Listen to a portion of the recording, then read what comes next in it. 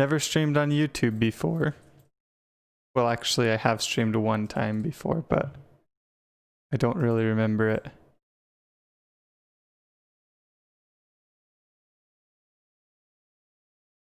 Okay. It looks like the stream is live, so that's good.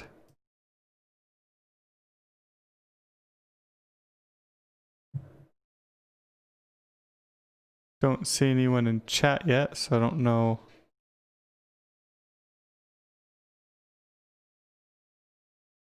If I'm not connected to chat properly. Aha, yep, it wasn't apparently connecting to chat properly.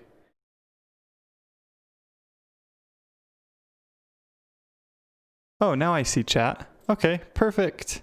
Here we go. Welcome, everyone. Welcome to this development stream. I'm streaming in the morning this time and trying YouTube. I usually stream on Twitch, but I'm giving YouTube a try. So we'll see how this goes. I'm trying to figure it all out. It's different. Very different. Not sure how much delay there is.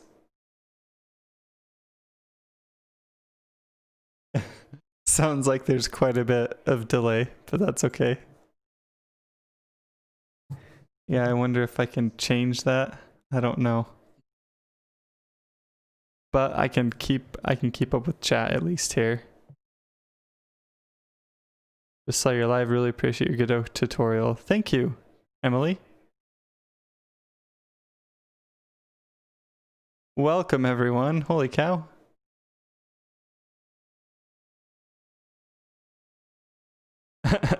$69 viewers.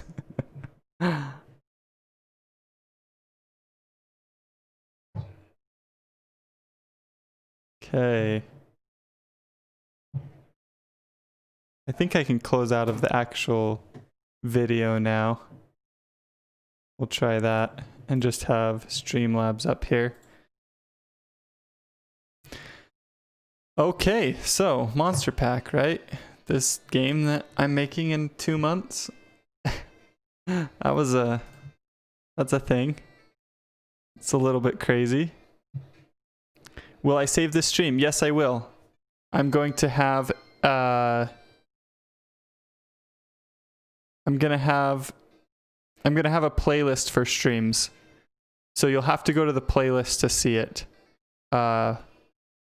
Because it won't show up in my video feed. I'll mark it as unlisted after I finish the stream, but then I'll have it in a streams playlist where you can find it.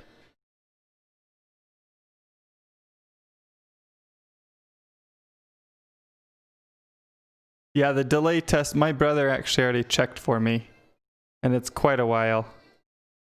It's like 30 seconds or something. It's a pretty long delay. So I'd like to figure out how to fix that if I can, but... Okay, so what I worked on yesterday, actually yesterday was a pretty rough day because I had this bug, and I think it's a Godot bug, so I might have to report it. But I'm using a bitmap font for the game, so you can see if I come over here. I'm using a bitmap font, and that allows me to have different text or different colors in the same font. Which is pretty important when you're working at a really low resolution. And so, because of that really low resolution, I need that other color to be able to manually anti-alias the font and help it to be more readable. But the problem is, apparently, in Godot, if you have a bitmap font, at least the way that I did it specifically, in a theme, and you switch to a scene that uses that theme, Godot like freezes up for like a quarter of a second or something when switching scenes. And so the workaround has been to just manually apply the font to everything that needs it and have the theme not have a default font. And that seems to be working. Make a video on creating game scopes. Yeah, that's a good idea. So another interesting thing is I'm using a shader for when you walk into the grass. So technically, if you walk into a grass patch right here, it just cuts off half the sprite. So that's interesting. If you walk into a patch of grass and go into a battle, then it never actually does it. So there's a bug that I didn't realize. But yeah, it just cuts off the sprite at the bottom to make it look like you're actually in the grass, which is funny. We actually did end up going back to locking the character to a grid. There were definitely different reasons for why we did that. Multiple different reasons. One of them being the scope of the project and how everything was going to work. But it's been better this way. Did I miss the wild crockle? And the crockle, let's see, let's add the crockle. Even though it didn't turn out that great, let's add it just because, right? So let me find it here.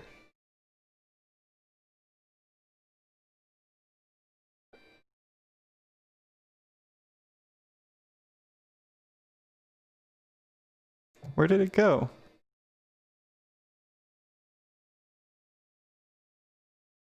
Let's see. Oh, here we go. Here's the one. Here it is. Okay, so here's our crockle. Let's add it into the game, just as, even though it probably won't keep this one. Let's see. I think the resolution was actually too small. That was part of the problem with this one too, because I thought my canvas size, I thought I could only do 48 by 32, but I can actually do 64 by 48. So I had a lot more room to work with, and I didn't realize that.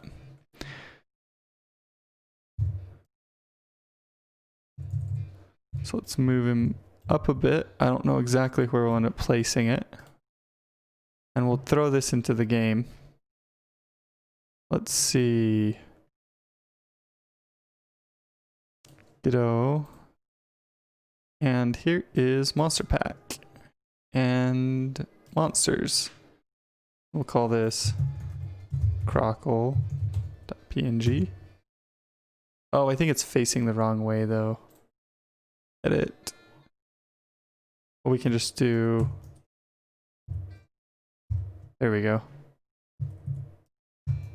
Okay. Okay, should have the sprite in now, so we can create the actual monster. Come into here, create a new resource. This will be a monster. Yep, and we'll call this crockle. And we can modify our crockle here. We'll add its name. We'll bring over its texture. So drop the texture in. We'll set its stats.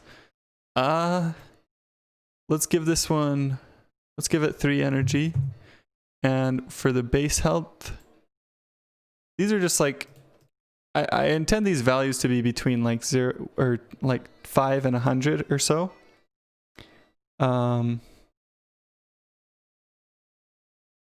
Hey Nathaniel, thanks. Glad the Udemy course was helpful to you.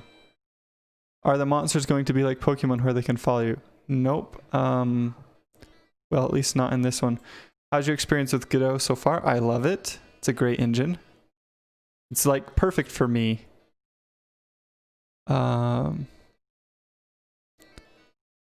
You are a banana.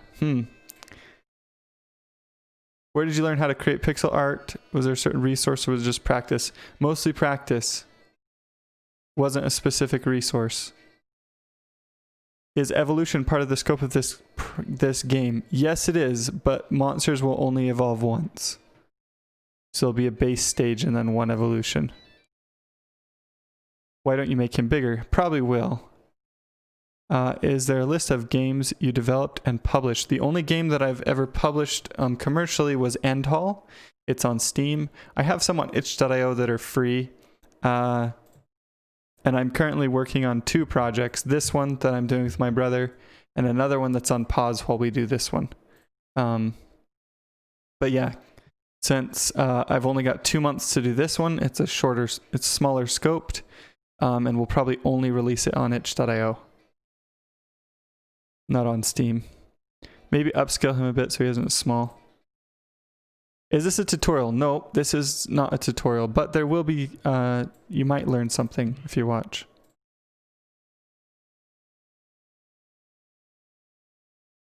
Are you going to work on this after 2 months? Is it going to be going retail? The plan is to go retail, although it probably won't cost very much. Is Sprite worth paying for? In my opinion, it's 100% worth paying for. Please don't delete this live stream. Don't worry, I won't. 166 viewers. It's good to have you all here. Okay, so Crockle, what do you think this... I feel like Crockle is going to have a good attack stat, like maybe 60. Pretty good attack stat, but probably not that great a defense. Looks like a fast, even though it was based on an inchworm. So maybe we'll do like an 80 speed. And our base health will be probably about what the attack is, maybe like 60. So we need to give Crockle some actions, okay? Let's give Crockle... The AI right now isn't super smart, so they only get one action. But let's come up with an action for Crockle here.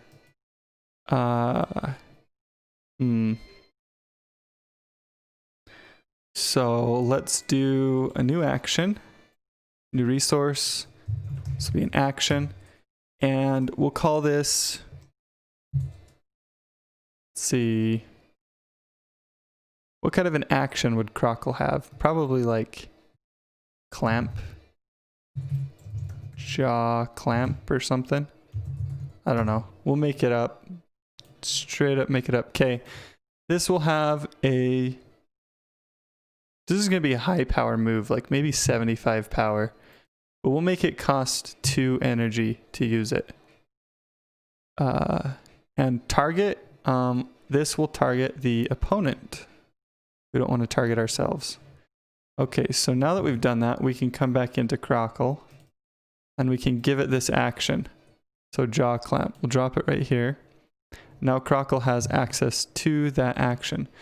Let's make it so that our battle, so battle UI.tscn, we'll come into our battle and we'll set our enemy monster. I think I'm doing this in code right now, so the random encounters always have the same monsters. But we can come into here and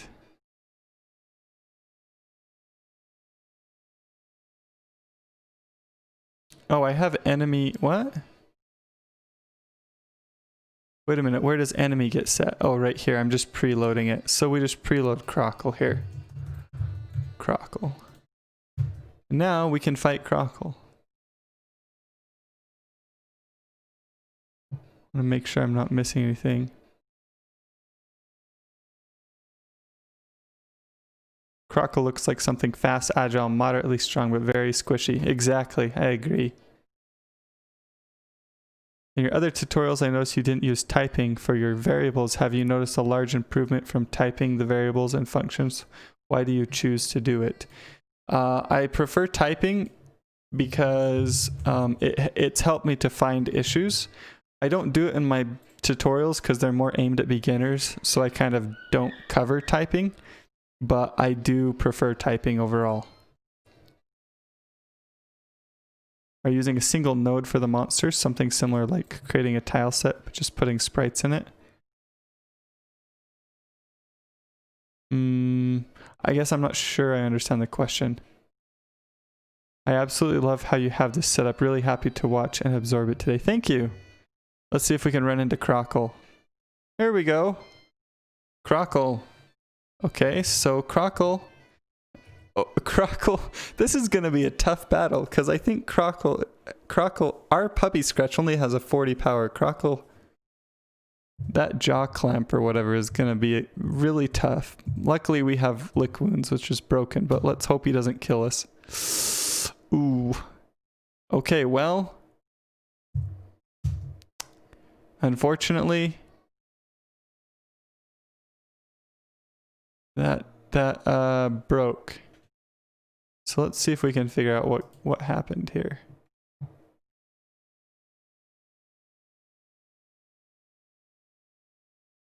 I'm not even sure. I need to clean up these. Let's do that real quick. Hmm? No, the move costs 2 energy. I set the move to cost 2 energy. It doesn't have a different move. Oh, you're right. Caleb's right. He figured out the bug. This is why we have Caleb, you guys. Let's clean these up though before we fix the bug. Yesterday was a mad dash to get new features in.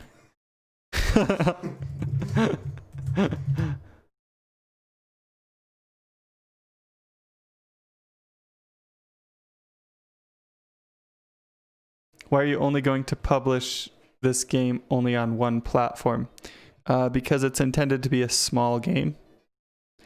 And Steam doesn't respond well to small games. Crockle is uber tier. Breaks the game. I think Crockle doesn't have that much energy. That is exactly the problem. The AI isn't smart enough to deal with that. Let's see, got this. Signal died. Oh, I thought I removed this. Whoops. We'll fix it now. Connect. Yes. Body isn't used. Yep, don't need it either. Power. Oh yeah, that's something I need to do. Dialogue complete. This I fixed too, but ignore all. Show dot. Okay, we can get rid of those. Narrowing conversion. Yep. Well, at least clean up some of our stuff here. So we're gonna fix the AI a bit. Debugger. Okay, now we've only got 4 here. Font sampling does not work with viewport stretch mode, only 2D. Don't I have font sampling off? Project settings. Where is it again?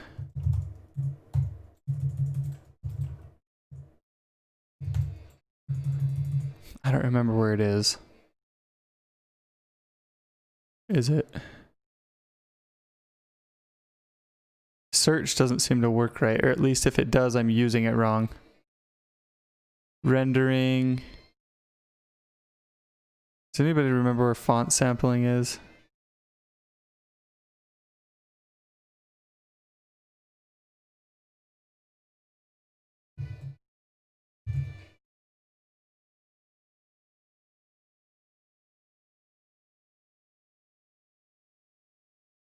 Goodness.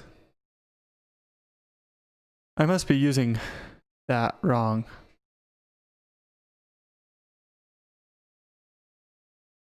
What I mean is, are you using a single scene for your monsters and not like making multiple scenes for it? Yes, it's a single scene and then I pass data into it and update that scene to represent the monster. That's exactly it. Good morning, Sankos.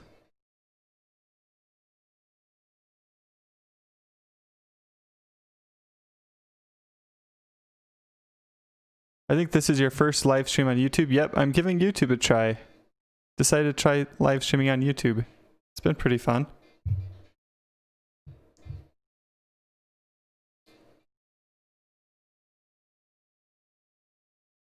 That's rendering quality. Okay. Rendering quality.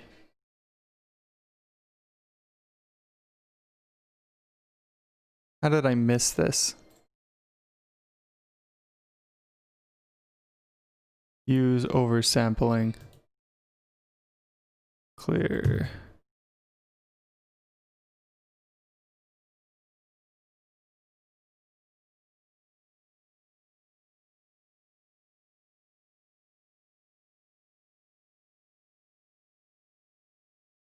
There we go. Hey, Crockle. Crockle is busted. Let's run away. We'll run away from Crockle. Okay, so let's fix our artificial intelligence a bit here. I'd like to... So, yeah, this is... We're a little bit in game jam mode here. If we come into our battle UI and we come into the monster turn, you can see this is a big mess of code right here. And you can see the action that I have it use is literally just the first action. But what we can do is, since I have access to monster UI, we can just have the monster give us some sort of action. So we'll say, let's see, it's going to be, that's going to be code unique to the monster UI, but they're using the same actual, like monster UI is actually the same scene for both. Okay.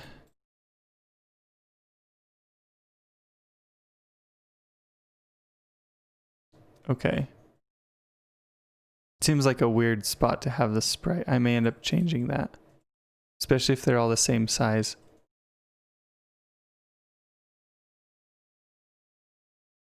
So if I want them to have, they need to be the same, I think, but the enemy monsters do have some added behavior. So maybe I do extend this scene to have like an enemy monster UI so I can get some extra behavior for them, like that has the artificial intelligence.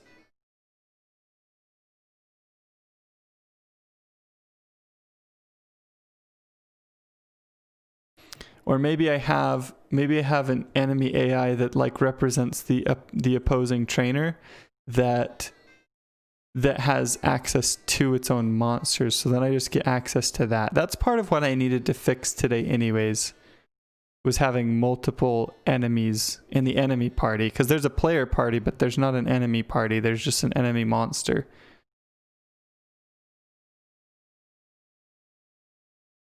I think that's the route that I need to go.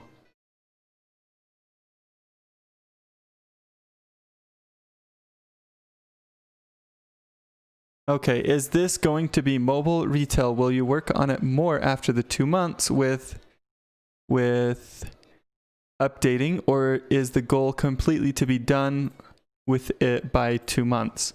The current plan is to see.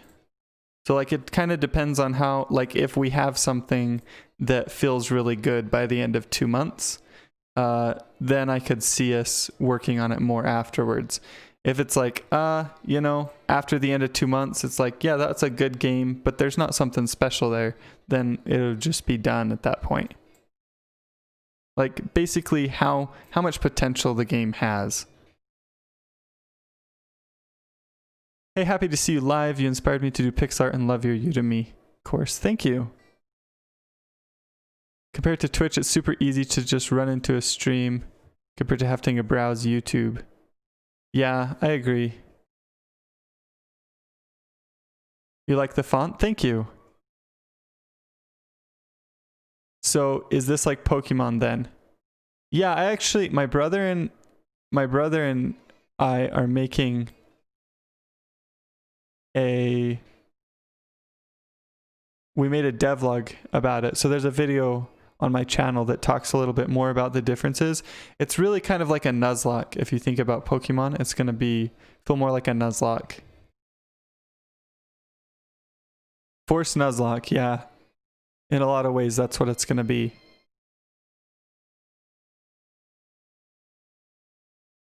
What's the point of using this into void? If the function were to ever return something, then it would tell me that it wasn't supposed to. If I don't have this here and I put a return value in here, then it wouldn't say anything. It'd be okay with it.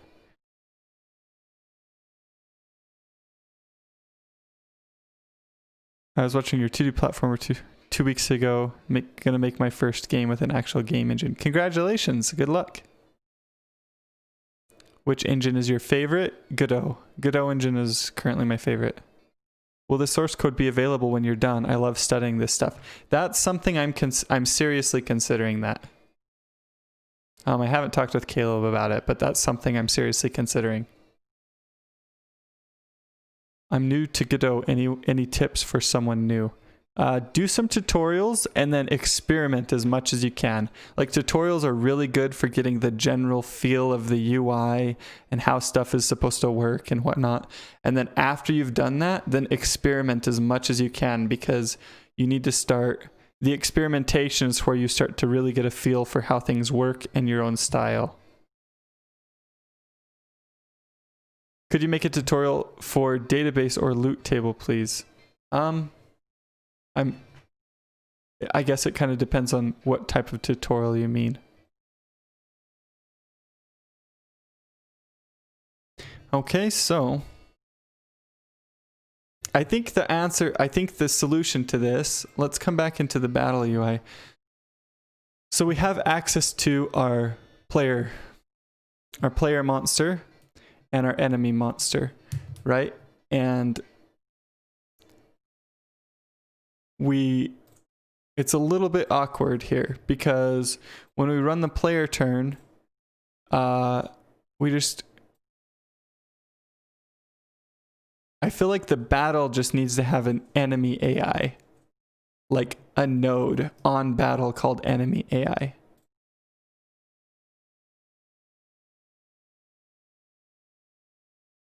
Let's make a new scene. We'll do a node. We'll call it enemy AI. We'll save this inside of battle.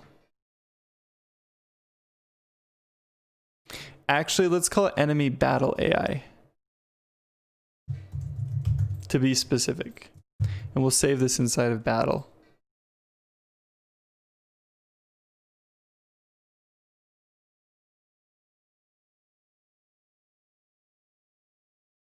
Not battle UI. This is battle UI. Here we go.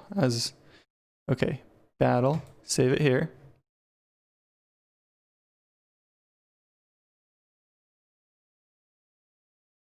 Ah, yes, the classic I don't know how big to make the thumbnail error. Now I understand what that actually is, but unfortunately, there's not a lot we can do about that.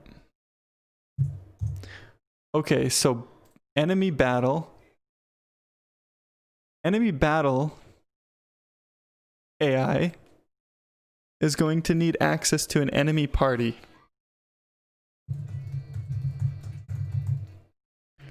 And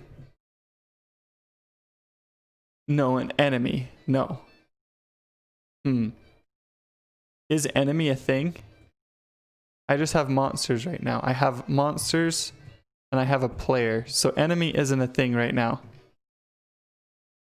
So we can make one called enemy. I may have to do some refactoring because of this, but we'll have access to enemy.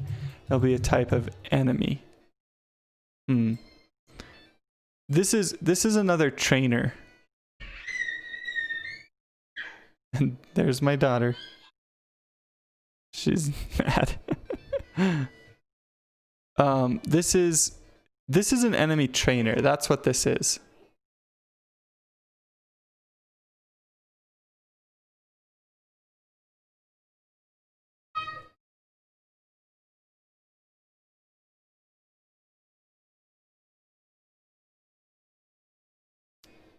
Tame Carnival says, hello, I'm starting to learn Godot and your videos really helped me a lot. I just wanted to say thank you.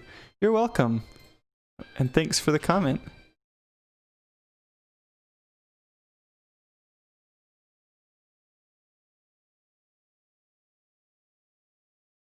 Reese, I think you should do it too. I'd watch your videos.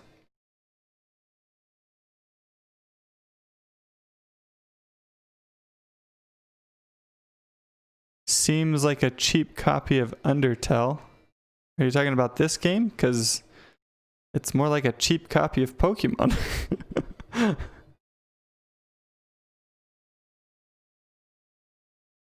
Heartbeast himself has lots of tutorials for Godot. Why would you get away from GameMaker Studio? Because I like Godot more.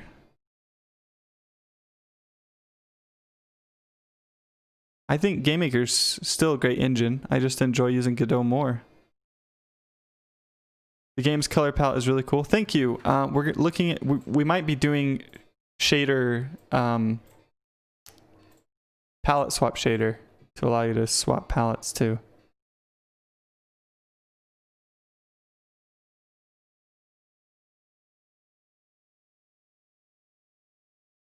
If Ben wants me to, I guess I'll do it. No, I want you to do it if you want to do it. And then I'll watch the videos. Just, you know, send me a tweet or something with your video and I'll go watch it.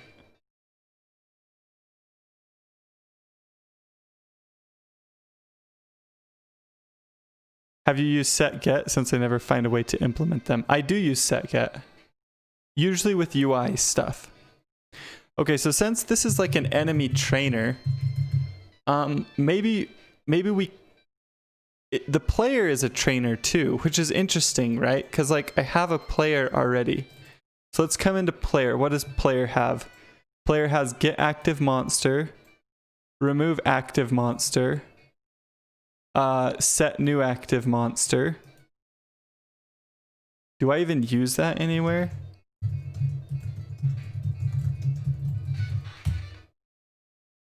Player battle UI. I do use set new active monster. Let's remove active monster, set new active monster, get new active monster. That makes sense. Okay.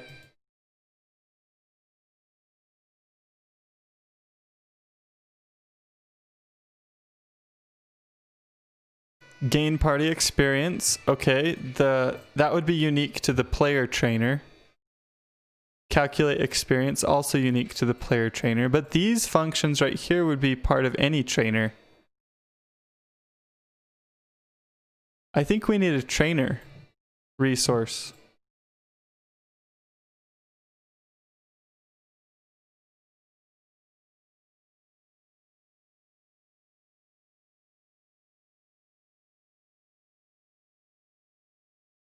Yeah, we do. Let's make a new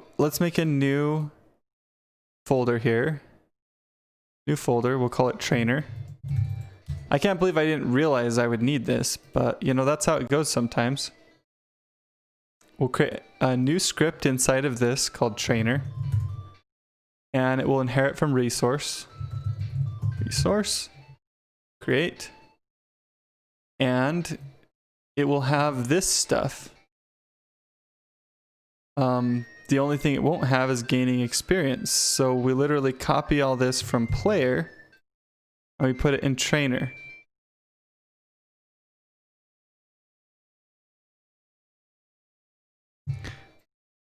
Class name trainer. Class name trainer. So it has a party. It's just an array. Got an active monster. All this stuff. Perfect. That's exactly what we want. And then player. This is going to ruin our party, but that's okay.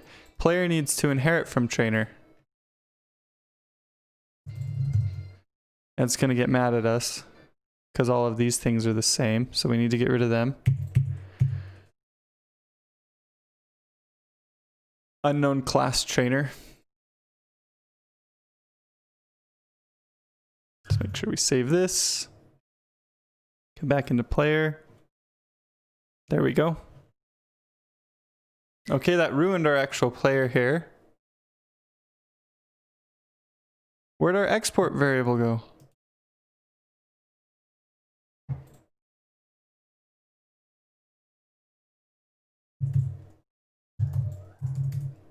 Party. Let's clear this. It is mad, mad, mad. Still. I need to learn how to deal with this. The fact that, whoops, that's not what I was trying to do. The fact that enemy battle AI here is mad. We'll close out of that for now. Hey, can you see my comment above? Let's see. Benjamin, wouldn't it be cool if you use one more color like red? You can again change this with palette swap shader. Yeah, that would be interesting. I'd actually, like if the game was really fun and stuff, what I'd love to do is just use color for the whole thing. Kind of go for, I don't know, we'll see. We'll see how things go, but I do like that idea a lot. Plus adding one more color to it. Bom dia, Luis. Bem-vindo. Heartbeast is a good teacher. Anyone how to change scene like Harvest Moon?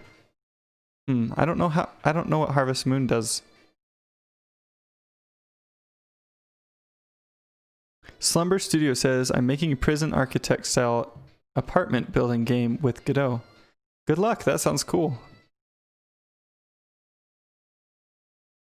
Will you record more streams? Didn't know about today's stream and didn't get ready therefore by the time it's getting late. I will. Also, this stream will be on a stream playlist on my channel that you can check out later. I won't get rid of it. Can you run the game, please? Sure. Well, can I? I can. I can't go into a battle right now because I broke stuff. But it's like a Force Nuzlocke. So it's a Pokemon training game similar to Pokemon, but or monster training game similar to Pokemon, but it's a Force Nuzlocke. Hey, that worked. Interesting. So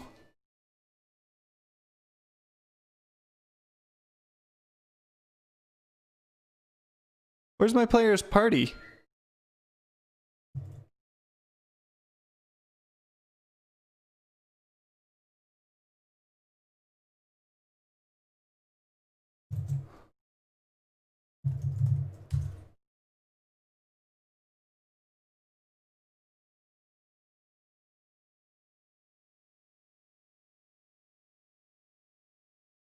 This player got messed up, but still seems to be working. I don't understand that.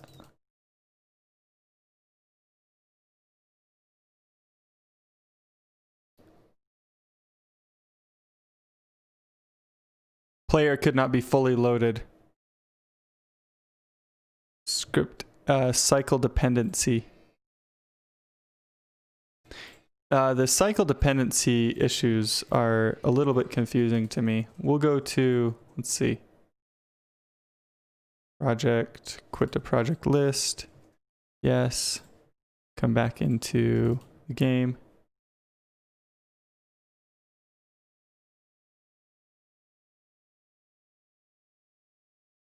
Do you think that Godot is the best at 2D pixel games? I'd say Godot, Game Maker, maybe Construct. They're all pretty good.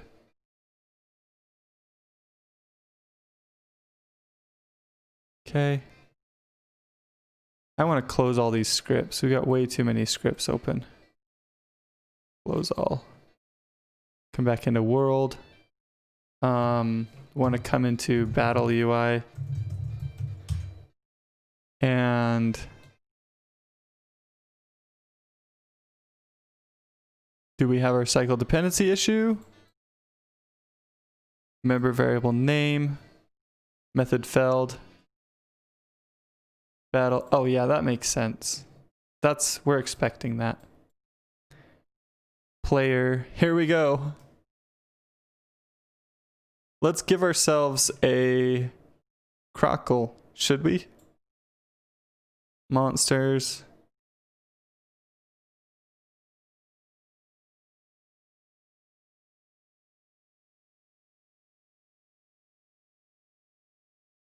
Where's Crockle again? Here we go. We'll drop in Crockle. Let's make ours. Ours will have lick wounds, even though it doesn't make sense. Oh, let's see. We need to add another slot there. There we go. Clear.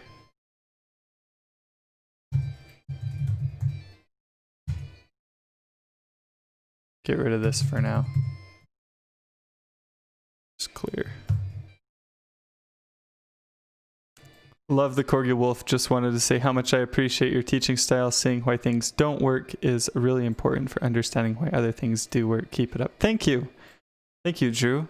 Yeah, that's one of my favorite things. It was really important for me with math when I was learning math growing up. Like, I struggled with math initially, and then I had a teacher when I first started college that was really good teacher, you know. And one of the things that she did was she would show kind of like the wrong way to do things, and that was always helpful for me. So I've been trying to implement it into my tutorials. Are there any major differences between Monster Pack and Pokemon other than Nuzlocke? Define major differences. There are definitely other differences. Monsters only go to level 10. Monsters can have unlimited amounts of actions. Switching in battle doesn't use up your turn. Let's see, what are some of the other ones? The way that stats work is completely different. Level affects the damage output significantly differently. It's a lot less of a factor. There's an energy for using each action. Even though you have unlimited actions to choose from, certain actions cost more energy, and you regain energy each turn. So there are definitely some other differences. I wouldn't consider them major differences. Croc licking its wounds, exactly. Okay, here we go. Uh-oh. That's not good. Our action name didn't save. Not sure why.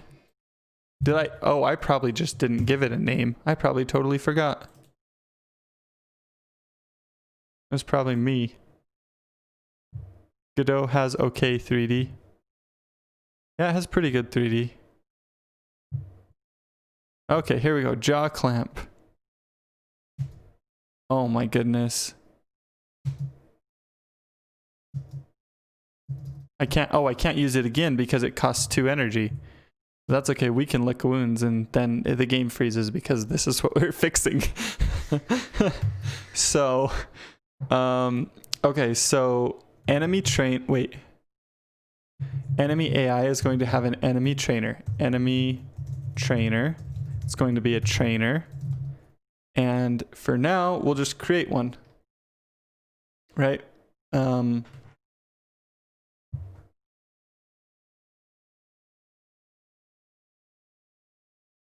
We have to have a trainer.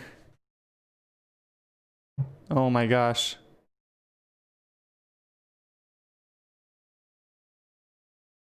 Yeah, I need a moderator apparently. Oh my gosh.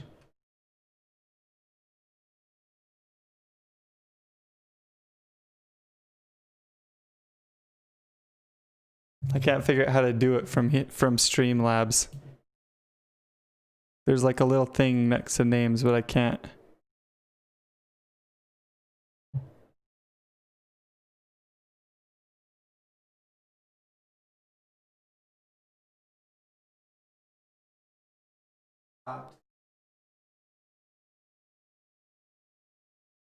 Okay.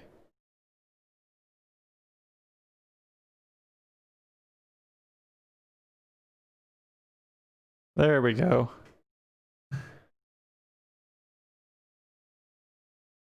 It's not something I can do inside of Streamlabs. I have to do it in a browser apparently, but we got it figured out.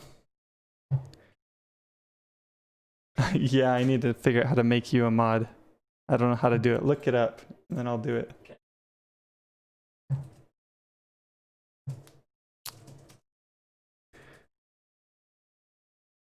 You need a bot to stop spam. Yeah, that could probably doing a bot would be good. Okay, so we could have the enemy trainer could be like no trainer, right? So we create that. We need to create that trainer, which is ironic. well, ironic might not be the right word, but it's really funny to have a trainer called no trainer, right? But that's what we need. But then we would have some trainer here. So in this case, we're just going to load no trainer. Preload no trainer. Let's see. Get this. Var enemy trainer, no trainer. Okay, so our enemy AI now has no trainer. It's going to have some sort of a party. We're going to have functions here for the AI. So let's come back into battle. And instead of getting, like at the start here, we get an enemy, we're going to get enemy AI. And we'll just preload, or we'll get this on ready. We've got to add this here. And then say on ready var enemy AI. Let's see. Enemy battle AI equals get access to our enemy battle AI. And then for our actual enemy, we're going to say enemy battle AI trainer enemy trainer dot get active monster. And then in no trainer for now, we'll just give it a monster here. And we'll grab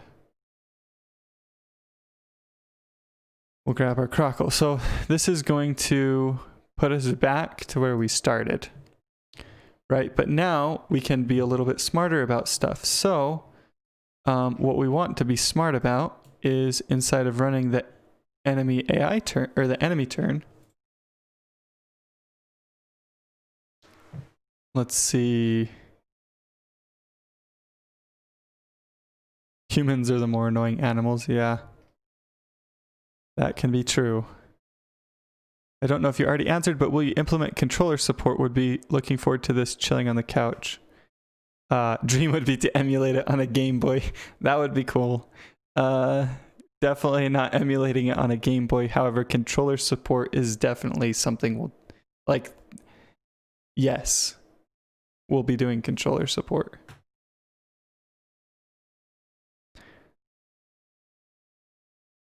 If you hover over a person, try simple dots next to them. Oh yeah, this is all a little late now since this stream has so much lag.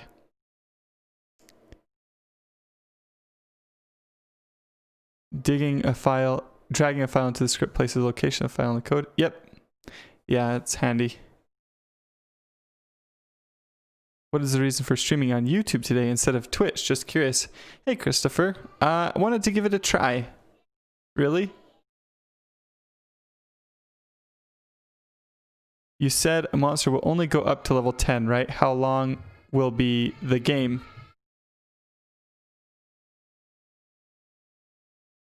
That's a good question. That's a difficult question to answer.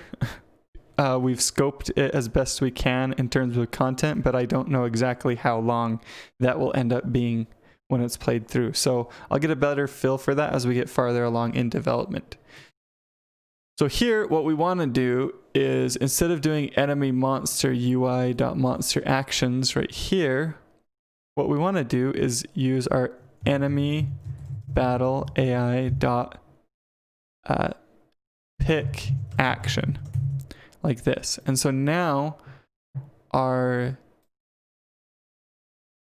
enemy battle AI will handle how this action is picked. So action pick action, and we want to return an action.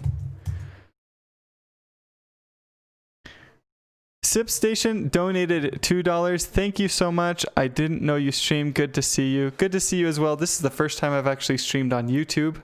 I streamed previously on Twitch every once in a while, but I really appreciate the donation. Thank you.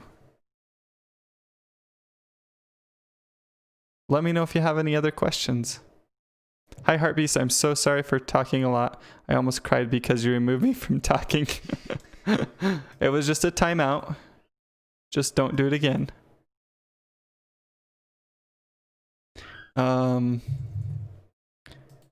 love how YouTube calls it a timeout. That's kind of patronizing, isn't it? Like YouTube to call it for having YouTube call it a timeout, but like is it a timeout or a timeout, right? Like those have two different meanings. Like you're timed out or you're in timeout. One of them's a lot more patronizing. Are you going to stream more often? Please say yes. But don't lie to me. I can't handle the lies. I don't know then. The answer is I don't know. I would like to stream more often, and depending on how this YouTube stream goes, I may end up doing it. I believe programming streams are more common and followed on YouTube instead of Twitch for games. I have built up a pretty good following on Twitch, and it's fun to be able to raid people, and there's a community there that I feel like I'm a part of other game dev streamers, and so I thought I'd give YouTube a try, you know, but there's definitely something about Twitch that I like.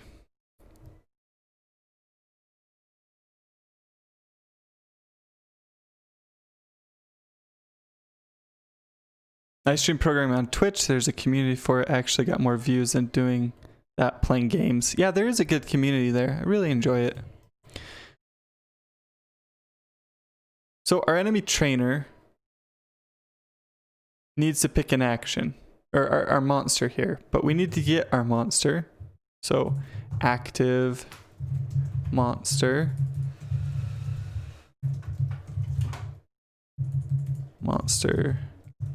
let's see, enemy trainer dot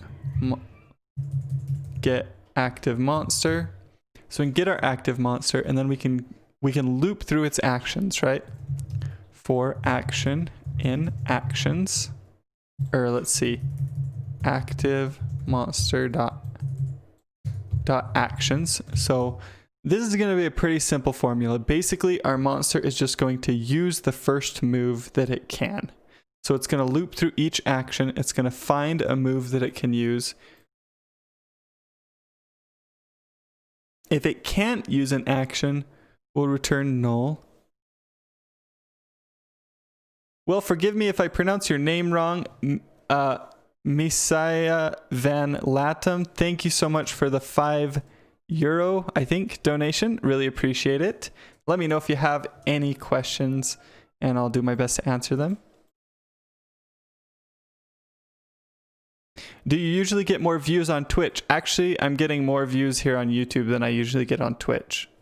Twitch usually is like around, I'd say 60 to 80. So definitely getting more views here. Have you used weakref in Godot? I got suggested it for a problem I had, but I didn't quite get it. I have used it. However, I haven't needed it anymore in Godot 3. There was a very specific problem in Godot 2 when I was making endhall that I had to use it for. But in Godot 3, you have basically, there's now a function called is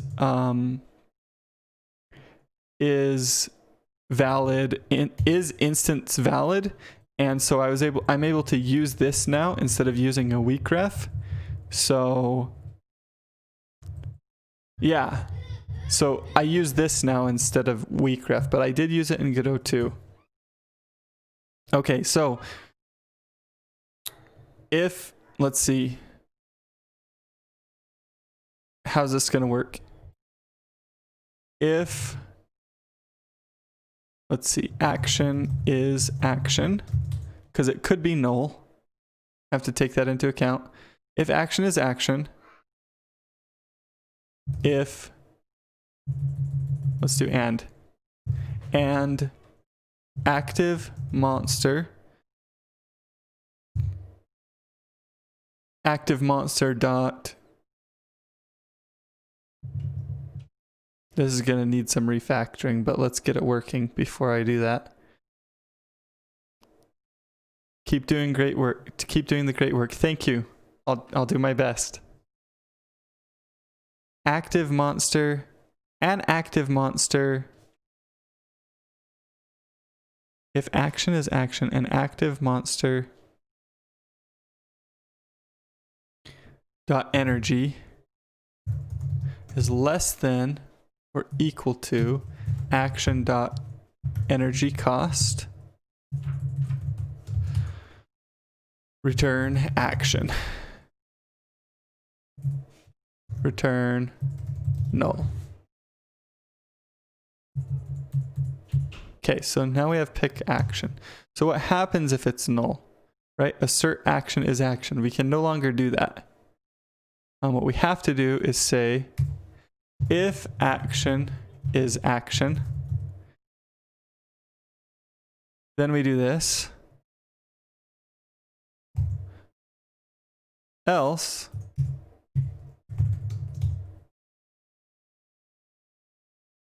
if action is action, do this, else we just want to pass our turn. And the way we pass our turn is on enemy monster turn. We can just call this function enemy monster UI turn ended. That's kind of a bad way to do it. I mean, we could omit the signal, which is probably the right way to do it. Enemy monster UI dot. Let's make a function called pass turn. That makes sense to me. So then we come into our monster UI. Where is it? Oh, I did quick open script. Silly me. Monster UI.tscn, although it would have been fine to do the script too. And then instead of having run turn, we have another function here called pass turn. And this literally just emits a signal, right? Emit signal, turn ended. This, yeah. Okay. Now let's give Crockle puppy scratch.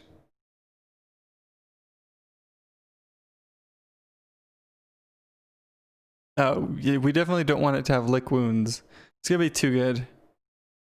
Oh, for the AI, we'll give the AI lick wounds as number 3 and then puppy scratch is number 2. It'll never use lick wounds at the moment because it's not smart enough.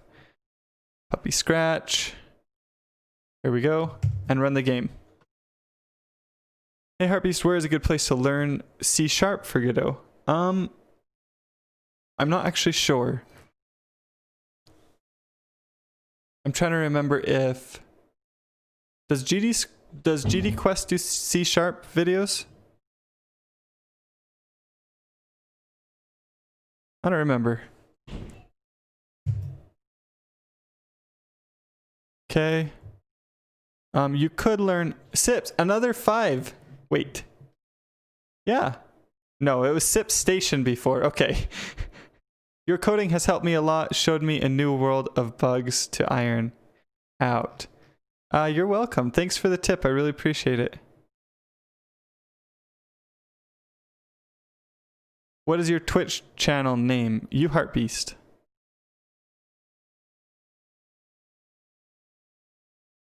I thought you had friendly viewers. Is somebody being not friendly? Let me know and I'll put them in timeout. Yeah. Oh, he does GD script. Honestly, you could learn Godot using GD script and then learn C# separately and kind of put them together.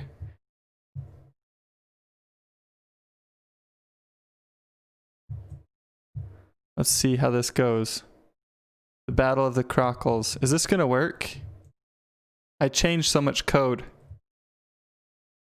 Okay, we're gonna do jaw clamp. Okay. And we got our first bug here. Didn't think it was gonna work. Invalid get index action on base resource monster. Enemy turn, pick an action.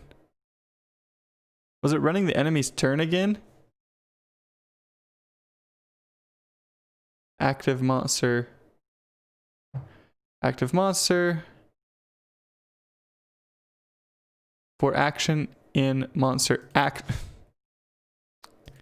monster actions. Why did it use a move? That was weird. Okay. So we got no pause. Normally there's supposed to be a pause. And we're having our issues here.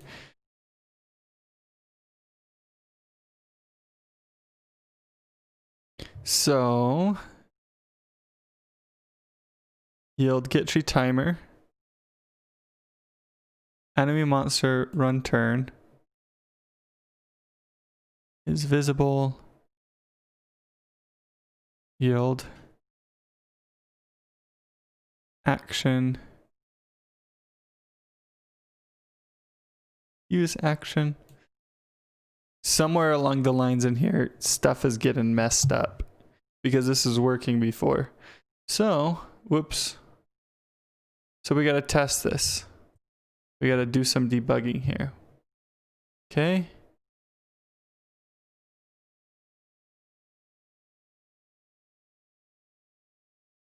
So step into this. Enemy monster run turn. Yep. That's what we expect. Have a yield. Should be waiting here. Should be waiting here.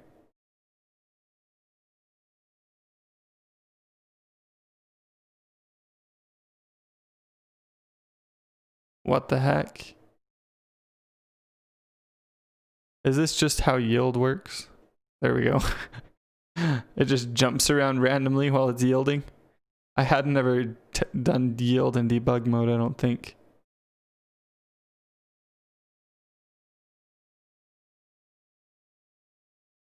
Lone Bowman, I just started making stuff with Godot, and you're the best YouTube tutorial for Godot. Thank you, YouTuber for Godot. I appreciate that.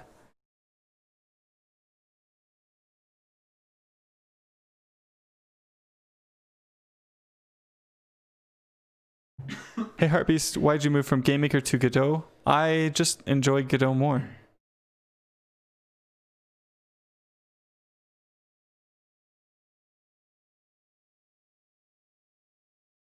John says, hey, I'm unsure if I'm ready to commit to buying your course. What will I learn there that I won't get from the free RPG series? That's a good question. They're meant to be kind of complementary to each other. So the RPG series covers top-down movement more in depth, and the Godot course covers platforming more in depth, including like moving platforms, slopes, and stuff like that. And getting that working pretty nicely. You obviously make a small Metroidvania game, and there's kind of a boss at that. I cover more artificial intelligence. I think there's 4 different types of AI that I do, and some different ways to do that. I cover skeletal animation stuff. I cover saving and loading, changing between levels. There's definitely a lot more to the Godot course. However, the biggest benefit of the Godot course is the support. I do Discord support, and it's pretty much every day. So if you run into issues, have questions, that's the biggest benefit of the Godot course. I'm not going to lie. You can learn all of the information in the Godot course for free through watching different YouTube videos and stuff. I mean, that's how I learned the information, right? Reading the documentation, going through different YouTube tutorials, experimenting on my own. You can learn it all for free in other places. So essentially what you're paying for is the convenience of having it in one place, and also the live Discord support. So that's what the course is essentially. And it does cover different topics that my action RPG series doesn't cover. Like I said, skeletal animation, saving and loading, changing between scenes, different AI. But you can learn those in other places. But you get the live support through Discord, and I think that's the main distinguishing factor in the course. So hopefully that helps answer your question. That's also why the course is expensive. It's because of the live support. I'm only one person. I can only help so many people doing live support through Discord. And my Discord channel does help a lot with it, and that's really great. I mean, they're amazing over there. They help with so many questions and stuff like that. But if I were to charge lower amounts, I wouldn't be able to give good support for all the students. If you uploaded your 1-bit Godot course on Udemy, it would be more good. Yeah, I am slowly moving away from Udemy. I don't really like the platform. I love the student area, like the question and answers area in Udemy, but everything else about Udemy bothers me.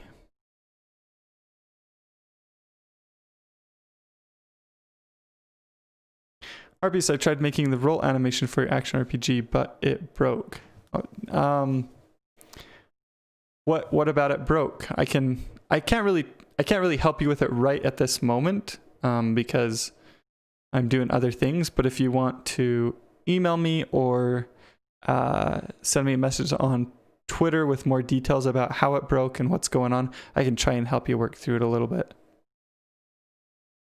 Is there any gameplay that I can show right now? Yes, there is. Currently stepping through trying to debug something, but this is kind of what the world looks like. Here's a battle, and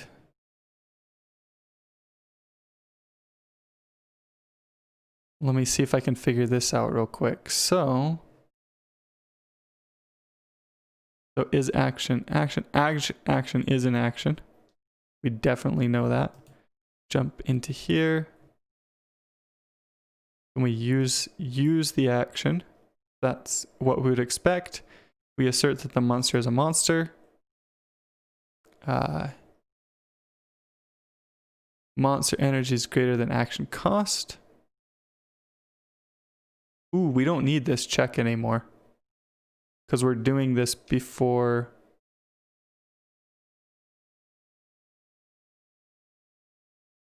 We're doing this elsewhere. Let's come into it for now. Ah, that's where we're breaking too. Seems.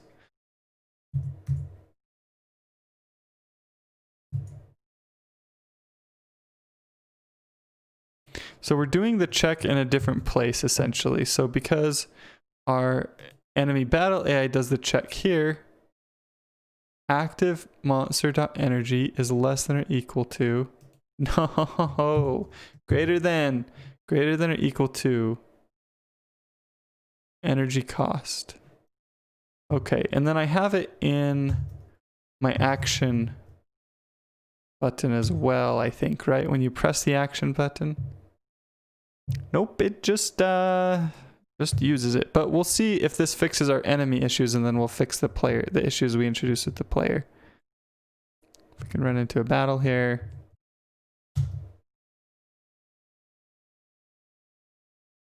Oh, I still have my breakpoint.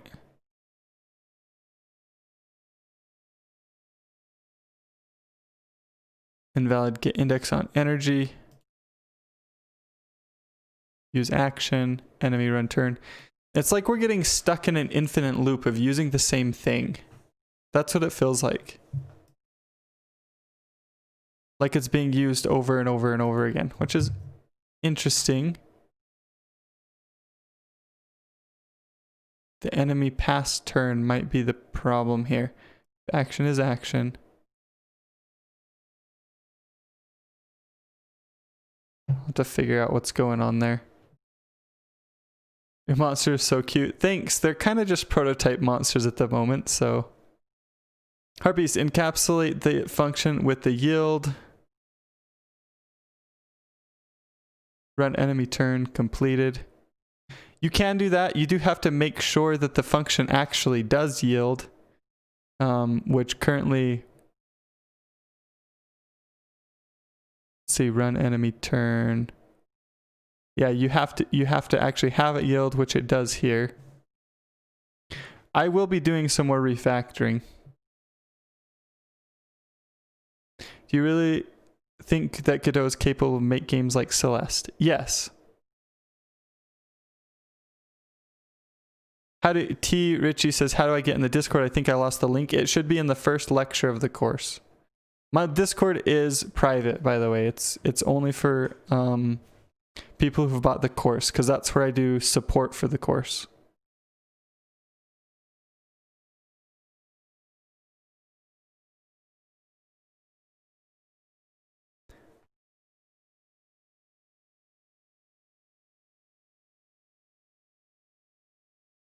Encapsulating the function call with yield. I'm not sure, like that is something that I can do, but that doesn't actually change how the function works, right?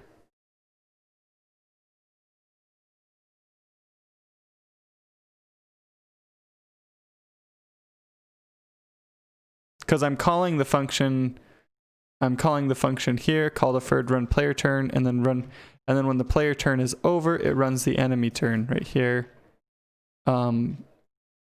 It doesn't need to be yielded because it's a single thread. It's not running in.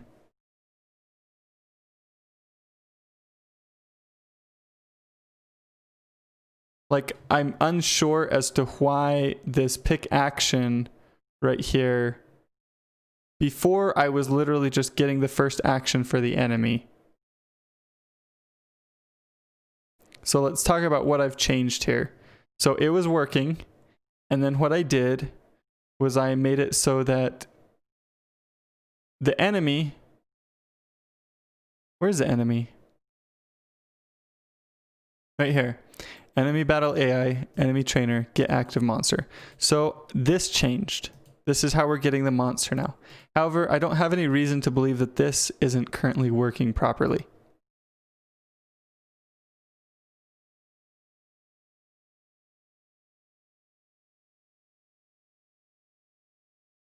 The next thing I changed was how we actually get access to the action, and then I implemented a pass turn, right? Just in case we don't actually have enough energy.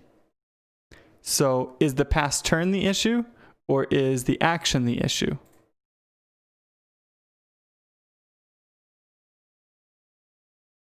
My guess is the pass turn is the issue. Let's print each time. I want to make sure. I want to print each time we run the enemy turn and each time we run the player turn real quick, just to make sure that it's not being run multiple times, because that's what it feels like is happening, which does sound like a yielding issue. Sheb said, thank you so much for the 20. Really like your videos. Good luck with the game. Thank you. I appreciate it.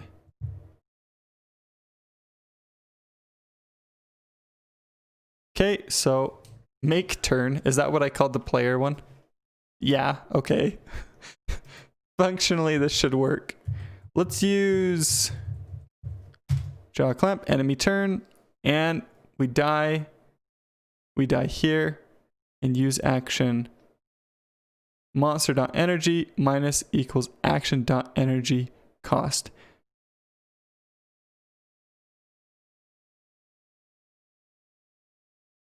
Monster.enemy. Target monster.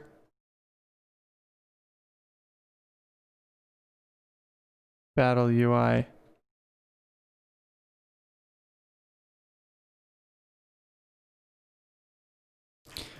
Player monster. Player UI.monster. I set that, didn't I?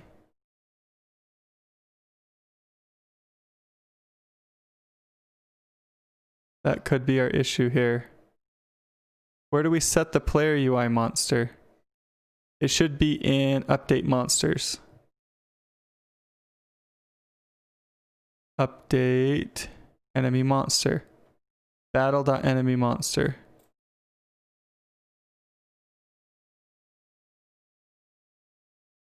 Battle.enemy monster equals get active monster.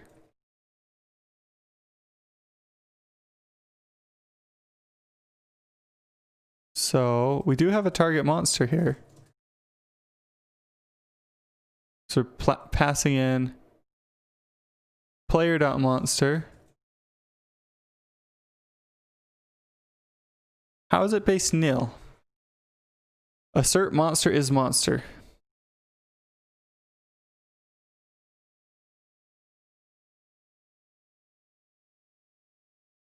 Okay, monster is monster. We know that. So how on earth is it nil here? Invalid get index energy on nil.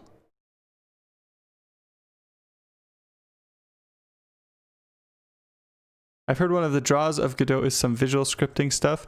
That wasn't really what drew me to it. I like the UI. I like how small and lightweight the engine is. I like GDScript. I like how it does pixel art really well. Those are the things that drew me to the engine. This channel, I will keep this stream. You'll have to go to my playlists to find it, but it will stay on my channel. Will there be a kind of antagonist in the game like Team Rocket? I don't know the answer to that question yet. I actually miss your Game Maker Studio tutorials. Yeah, a lot of people miss the Game Maker tutorials. That was a good time. Where will this game be released on? For sure, we'll release on Twitch. I don't know about anywhere else. Or not Twitch, itch.io.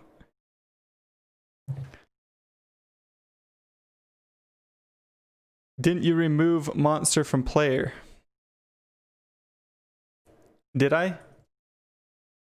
That's a good question.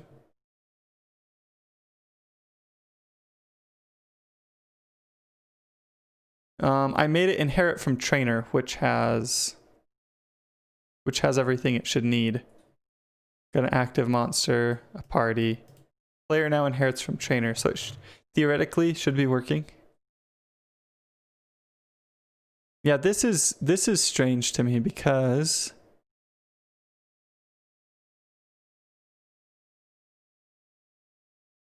where is monster coming from?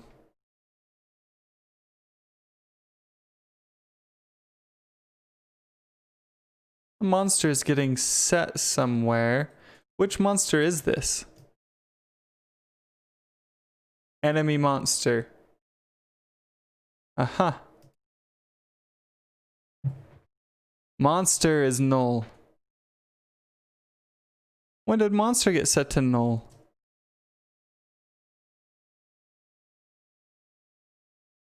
Or right here. How did our enemy monster get set to null? We get set to null here. That's if we die.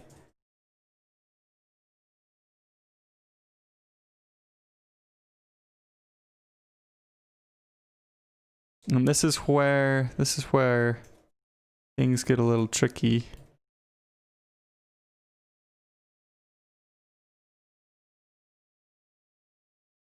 So we do call update enemy monster, and right here, I mean, we know this works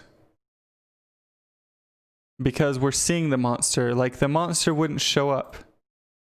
Monster is the export variable, right? Is it an export variable? Yes, it is. It is an export variable. World monster. So I'm not using it though. Theoretically. Right? Enemy monster UI. I'm not setting it in here. I don't set it with the player either. I do set it with the player, although we don't need to, because we should be setting it in code. It doesn't actually need to be an export variable, because we should be setting it in code, and we set it in code inside of update player monster and update enemy monster. So in update enemy monster, we say enemy monster, we get access to the battle enemy monster. This is set right here, battle enemy monster, which is set by get active monster. And I have no reason to believe that this isn't working. We could check to make sure though.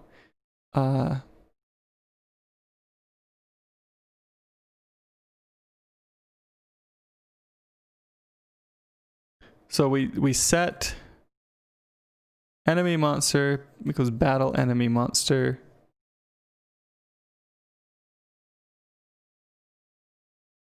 I know what's going on. I figured it out.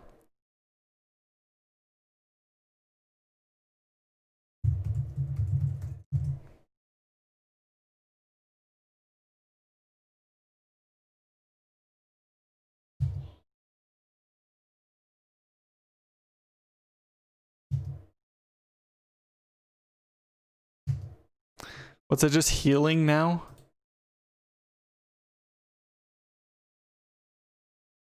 Because it doesn't have enough.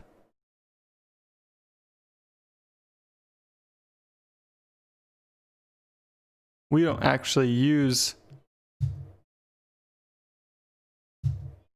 Yeah, we don't actually... We took out the check. Let's put that back in for now.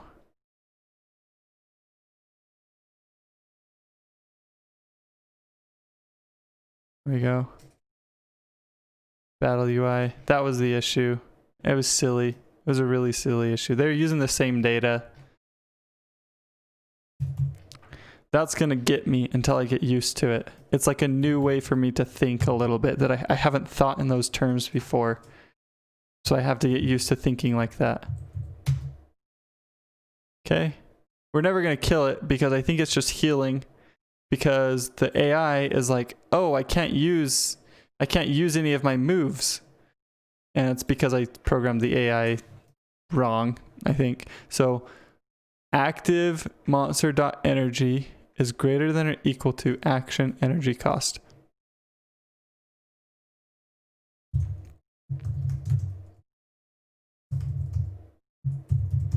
So I want to make sure this is what is happening, but I assume that basically it's looping through all of the actions and saying I can't use any of these. Yeah. You can see it's like I can't use jaw clamp, I can't use puppy scratch, I'll use lick wounds.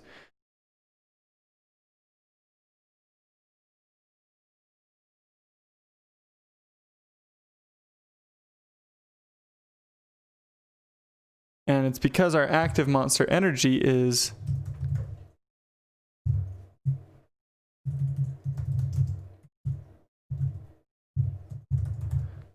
being messed up, I think. But we'll print and just see.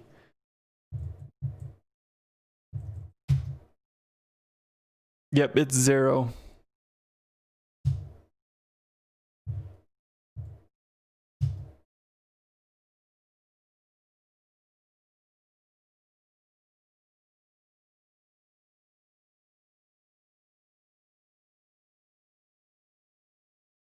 Yep, that makes sense. This is the same issue as before. So, let's see. Some of you were saying, what was the actual issue?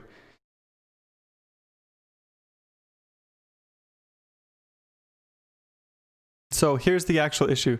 The actual issue is that when you use a resource like this, right, we're loading the trainer. This trainer, its monsters, if we come into no trainer here, these monsters, or this monster right here, isn't unique. This is actually the same monster resource that the player is using. So they're sharing the same monster, which is why, remember how it did damage instantly? It's because I was dealing damage to the same monster. So like basically in the game, this monster right here, let me show you.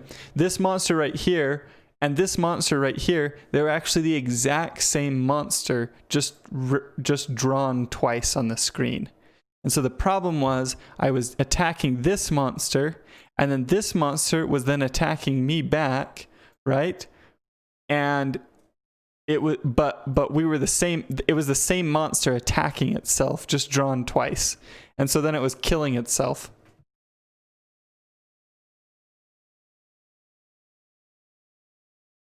Lick Wounds should have a high cost or do way less healing.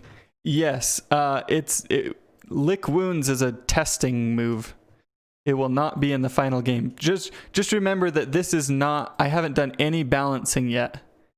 There's no balancing in this. This is all just, I'm building the systems. Do you want to share the final code? I may. I'm considering that when I finish the game. Charmila said something. Try printing monster. Oh, I think, yeah. The delay is a little bit annoying when people are trying to help me, because then I could probably take advantage of their help a little earlier. Is that normal for resources? Yes, it's an easy fix, but it's a little bit of a different mentality for me to have to think about.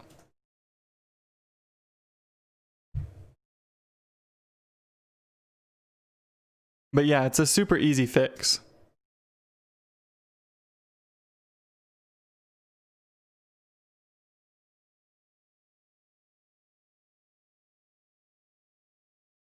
We just click local to scene here, and now this trainer has its very own monster resource.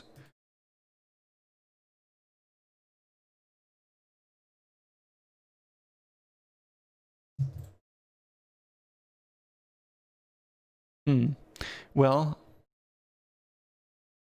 that didn't work. I thought it would.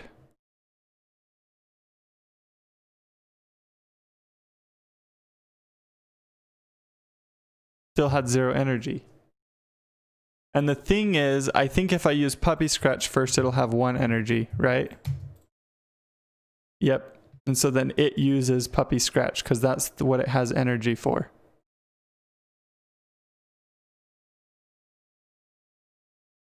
Local to scene.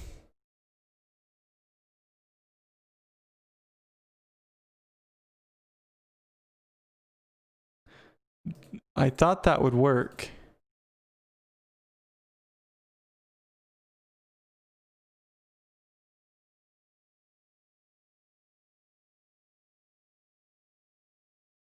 Monsters, Crockle.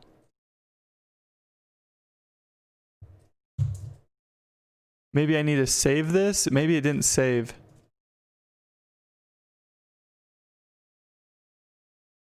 You fixed it by making them separate entities, but with the same stats and stuff. Okay, so that didn't work. Godot book, please. I don't know about that one. Don't you have to instance it? I was under the impression you could use local to scene, but maybe I'm using it wrong here. Maybe we'll try this.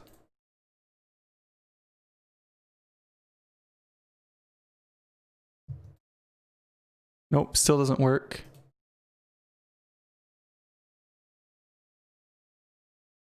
Well, it's definitely not the same monster, so why is the energy... The energy... Something is weird with the energy. Why is the energy the same, but the monster's not? Oh, wait a minute. First of all, I tried to double fix it. That could be part of the problem here. So this right here... I need to get rid of that, and then we can do local to scene here and make sure that this is still going to work. So let's do local to scene here. I want to see if this works as well. It should. Nope, that didn't work. So let's try making them both local to scene.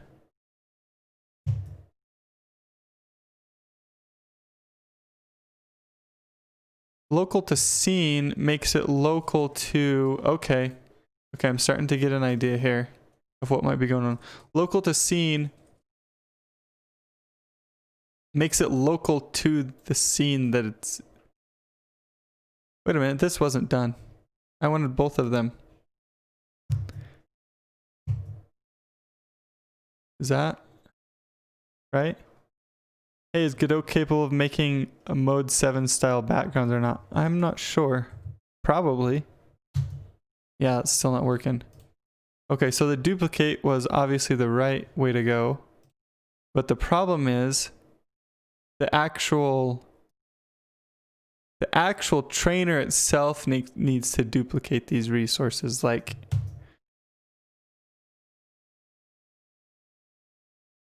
It needs to say, okay, I have this resource, but I need a specific instance of this resource for everyone that you've given me. That feels hacky to me. I felt like I should be able to do local to scene here and get it to work.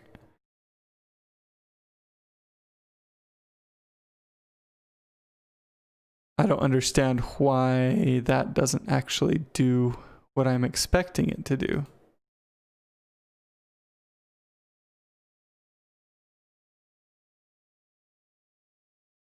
Huh. Because I don't want, that would be weird. Like I'd have some weird function that basically looped through and duplicated all of the resources. This is an interesting problem that I hadn't considered.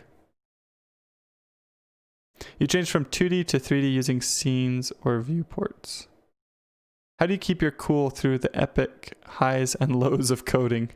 I don't know. Sometimes it's so annoying. That's a good question.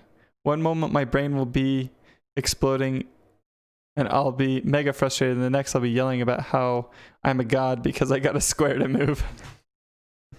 That's what it's like, isn't it? It's crazy. It's crazy the life we live.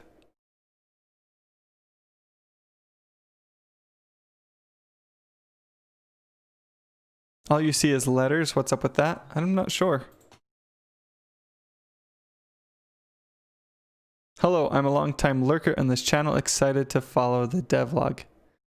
Yeah, hopefully we'll have a good devlog tomorrow. If you get frustrated, take a break and do something else. Yeah. Yeah, like about this, I need to figure out, I'm going to have a break here soon for lunch.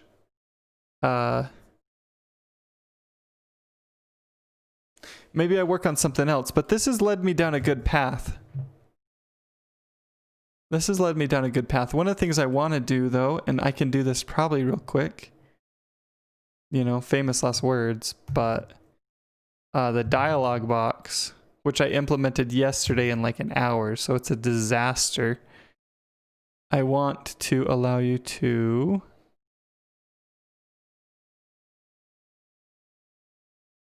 set the dialogue to be complete.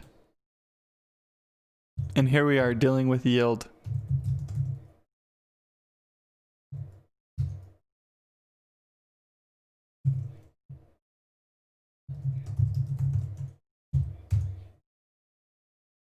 Maybe create a new variable to store the duplicates. Yeah, that's what I considered. It just feels really hacky. I don't understand why local to scene isn't working. I must not understand how that works well enough yet, which is unfortunate. I mean, it says local to scene, so not local to resource, right? And that might be the kicker here. But I feel like the resource is kind of a scene in some ways, but what's wrong with using duplicate instead of the local to scene parameter? I thought that solved the problem in the code. Should be the prior thing, right? Duplicate. The problem with duplicate, well, ultimately I may end up having to use duplicate, but the thing is, I want to have different trainers, right? So let's say I have a trainer that you fight and another trainer that you fight, and they have the same monster, right? I want each of those to have their own version of that monster. But maybe, and so what happens is the party then I need to duplicate the entire party. And that's the annoying part, which is why local to scene would be nice, because then I just click local to scene and then Godot does it for me basically behind the scenes. That was kind of what I was thinking. But I may end up having to use duplicate. The script itself is another object OS class.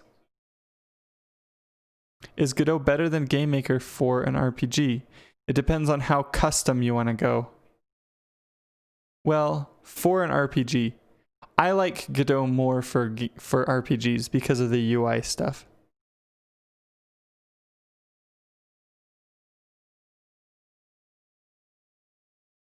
Sometimes you have to check you have to check local scene on all of the multiple resources. For example, when I'm checking local scene to use viewport texture, I have to check local scene under the shader. Makes sense. I might try that.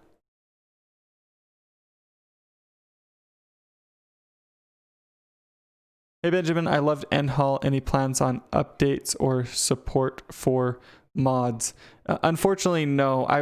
I didn't really. It was my first project in Godot, and so there are no plans. It wasn't really possible to mod that game. This game, however, will be moddable, probably. There's a good chance. What is a good engine for 2D? Godot, GameMaker, Construct 2. I guess it depends on the kind of 2D, because I do think Unity's pretty good at 2D, just not as good at pixel art 2D.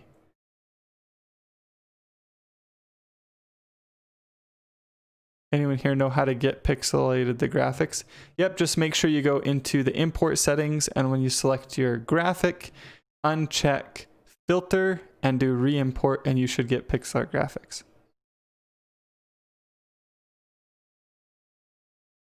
And if you set up your viewport properly, you can actually even get proper rotating. See, like if I rotate my character like this, in the editor, this isn't rotated properly, but if I run the game, we get an error because I haven't done this yet. But if I run the game now like this, you can see the character is drawn pixelated, even rotated. So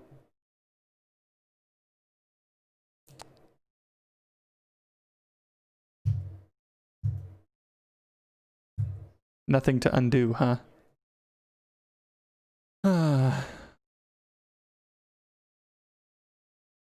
Dang.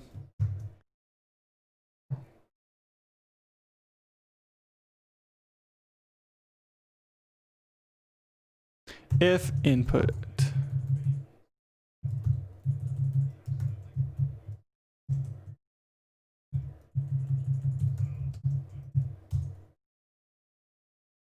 Just do you accept for now?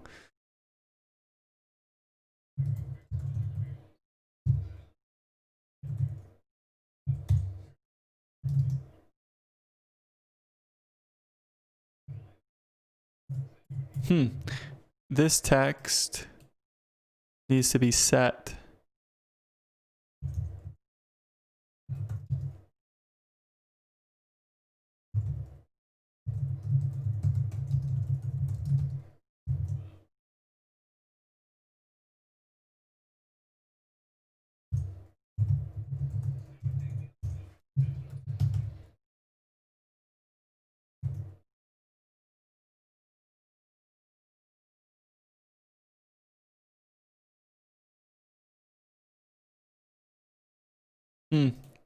Actually, I don't need to do that.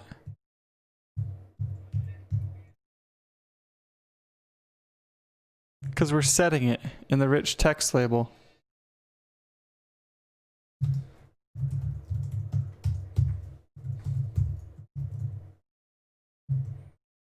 So I should be able to do that.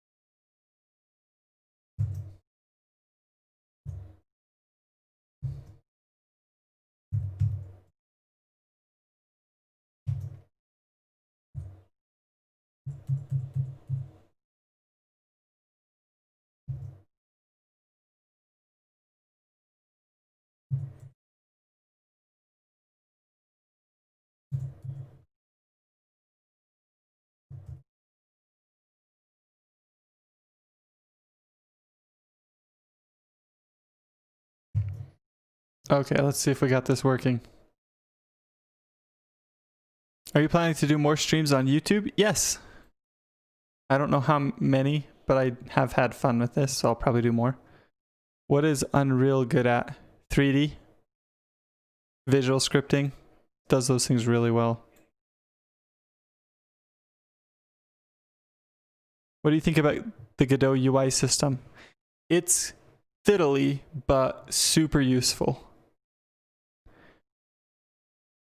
Do you guys know if there is any way to get Vim key bindings in Godot's editor?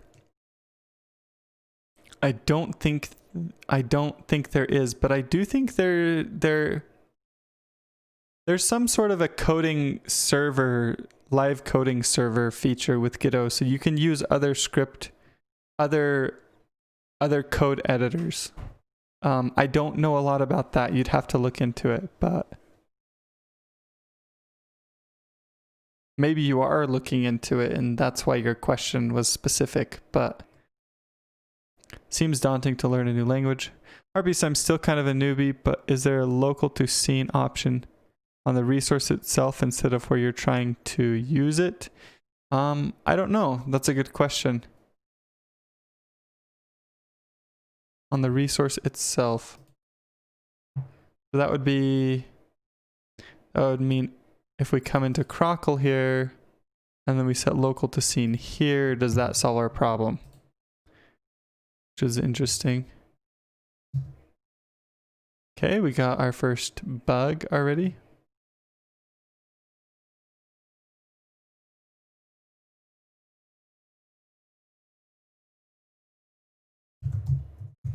It's probably length.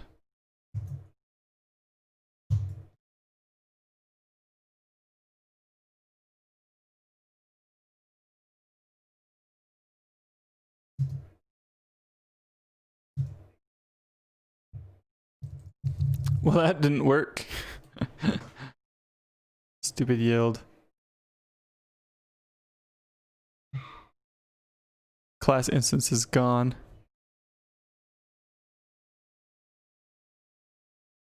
Yeah, that makes sense.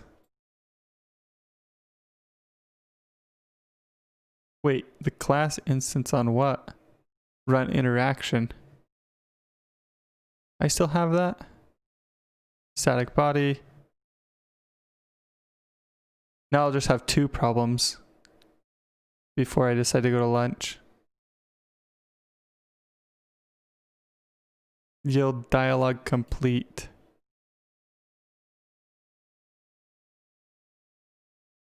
It's not supposed to queue free until I get dialog complete. Oh, it's because it's double running. It's because of how I'm doing the input stuff here. Let's just set this in process for now.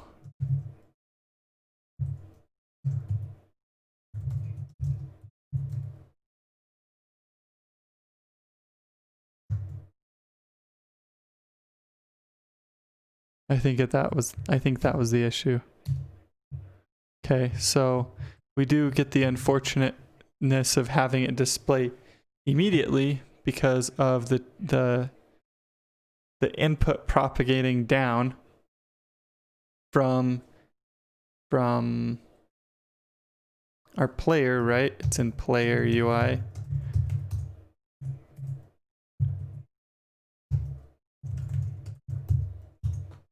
The input is propagating when we do an interaction.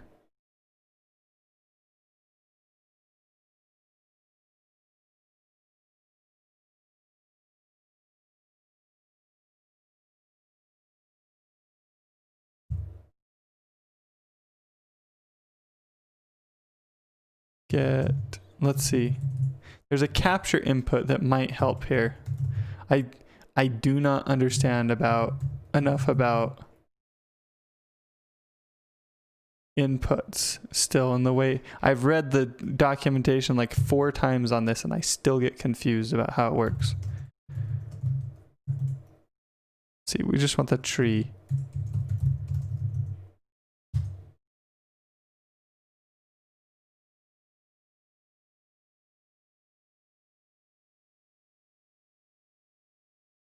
It was a tree, right?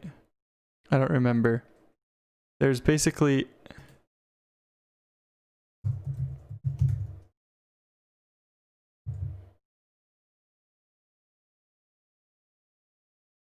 Maybe it wasn't the tree. Maybe it was the viewport. It was a viewport that had the function. I can't think of the function, that's why I'm trying to look it up.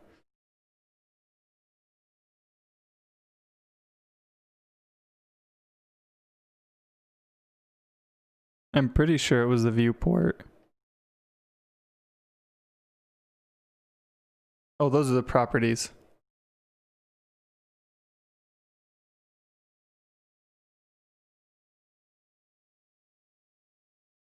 Unhandled input.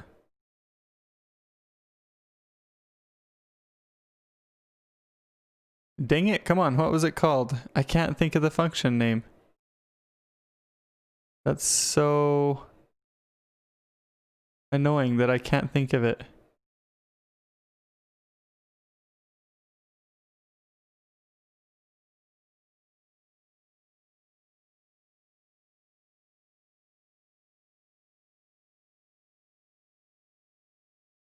Get my lunch for me.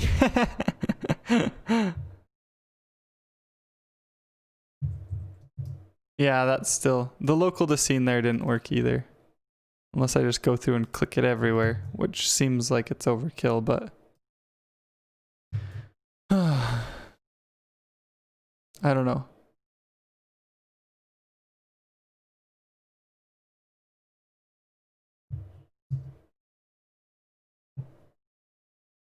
Hey, what's going on in chat, you guys?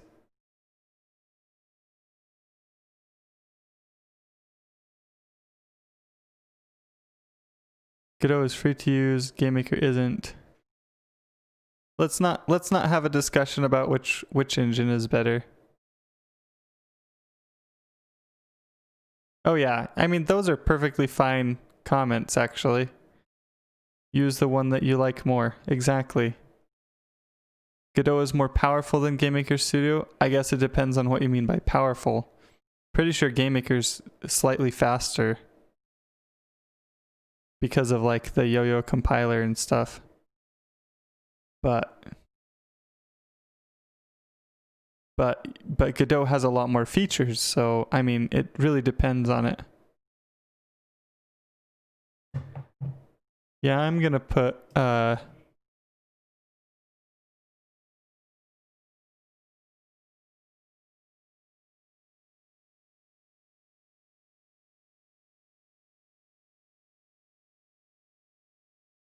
am I not logged in anymore? I have to log into chat again.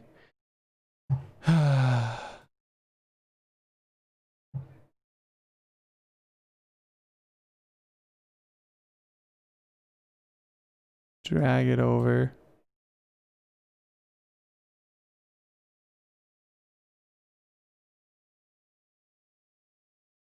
Let's not tell people we hate them. It's not okay in my chat.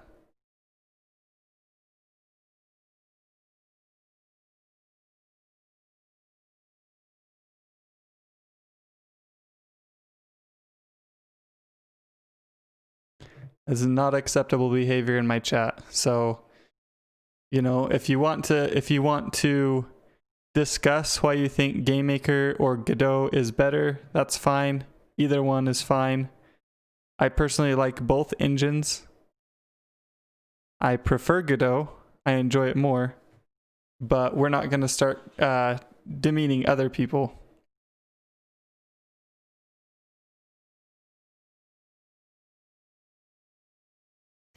Okay, so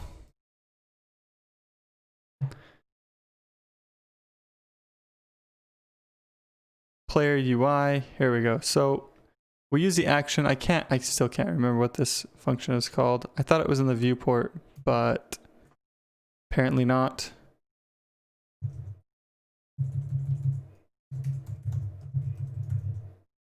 Get tree.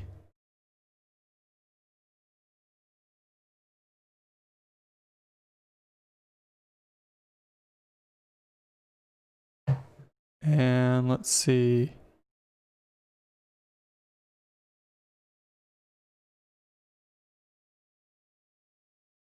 It's gotta be. I'm just gonna have to look it up in the documentation because I think I'll be able to find it there.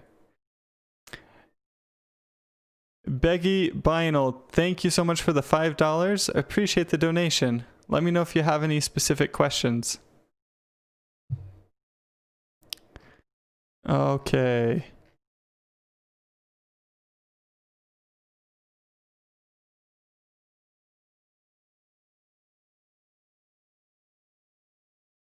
Propagate. Let's see, I'm pretty sure it's like consume input or capture input. There is one on there is a function on I bet I can find it in control. If we find it in control, then I think it says something about it here. So control has, holy cow, control has so many things.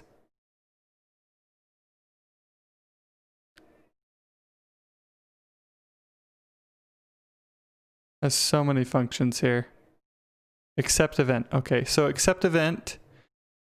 This is the main one. Stops propagating. Darn it, I was hoping it would link to, I was hoping it would reference to the other ones. But it doesn't look like it is.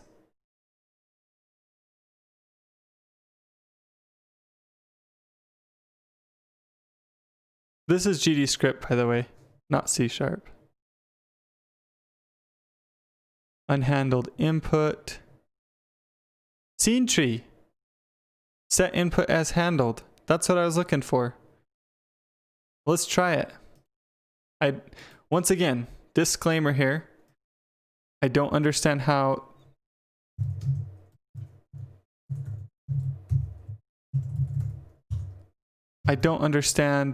input works super great still, no matter how many times I read the documentation about it. And it didn't work. So it was worth a try though. We could try using the physics process because even though it feels wrong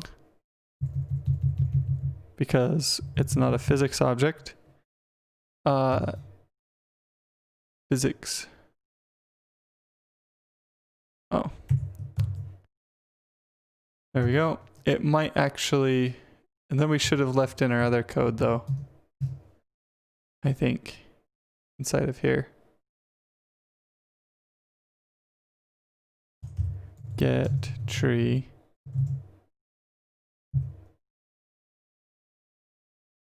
Set input as handled. I'm gonna have to figure out how to do this.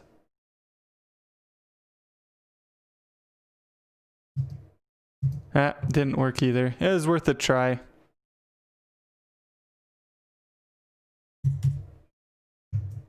The thing is, I want to be able to use the same action to skip to the end of the dialogue, right? That's what I'm trying to do here. But the problem that I'm running into is that the input is being propagated from picking up the item all the way to the dialog box. And so I have to figure out how to stop that input from being propagated. And that's what I'll have to do later. David Dallasay, thank you so much for the $2. Thanks for the content and all your videos. You're welcome. So I think I'm going to end the stream here soon. Does the game go full screen? It can. You have to do it in project settings right now because I don't have a menu for this, but we can set it in full screen. Window. Oh my goodness, Trevor Van Sack, thank you so much for the $5 as well. Your videos are way helpful. A camel and a chicken. Nice. We'll show full screen, then I'll go eat some lunch. Is the stream gonna work in full screen? It does. It does work in full screen. Here we go. Walk around. Look at this. And pick up this. Found a special item.